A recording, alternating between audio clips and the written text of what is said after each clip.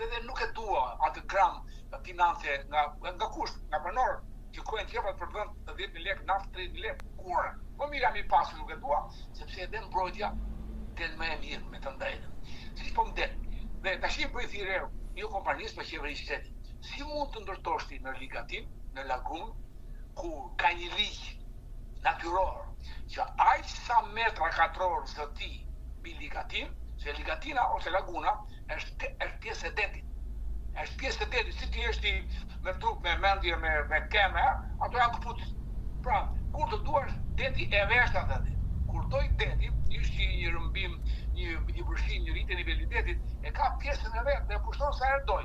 Në momentin që deti e pushton atë, si në Vlorë, që deti u fut deri ke dyqanet para një muajsh, sepse u su nga tuneli, nga ato Biglaçka, ke kampi i punëtorëve, që shkon drejt detit, ku ishte pallati Lutbashës, edhe gjithë ajo belvederja, ajo është zënë me ndërtime. Atëherë deti, ajo që ti zgjesh e ke zënë me ndërtime pregun e djathtë të rrugës së Belvederes për në tunel, deti shpërtheu këtu ke plazhi që është me ulët, edhe shkoi deri ke dyqanet para një muajsh. Dhe e njëjta gjë, që nëse ti zë detin me lagunën, me ndërtime lagunë 160.000 metra katror, do të thotë 160.000 do të thotë 4.000 metra e gjatë nga aty deri në Velipoj, e 40 metro që për 160.000 metra katror prap, atëherë gjitha ndërtimet private, resorte, komplekse turistike, ato vila e tjera që janë në Velipoj, që gjitha do janë pushtuara nga deti.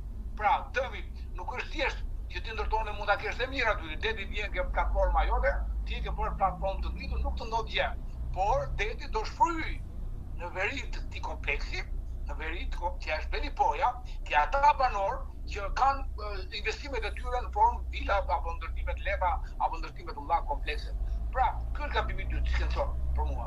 Kështu që banorët e rjollit, unë i lutem, po i kërkoj qeverisë të ulet, t'i pajtoj, t'i rregulloj, t'i marrë parasysh të nuk ka mundësi të gabojnë kaq 10-100 banor të gabojnë dhe të ndeshen me policinë apo të rrifen apo të shkojnë gjyqje. Nuk ka mundësi të jetë kaq e thjeshtë. Që një prona i takon vetëm palës qeverisë fjala, ose këtyre nuk ka mundësi më kurrë.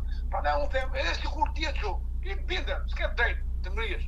Edhe ka plot forma që qeveria dhe shteti i gjen për të mos patur këtë kacapytje që s'ka ndodhur as në kohë diktaturës, as në mbretërit, as Tromakut, as Venecianit dhe as të Turkut. Kjo është rënd për mua. Tre këto gjëra mund të i them me forcë së madhe në mbështetje banore.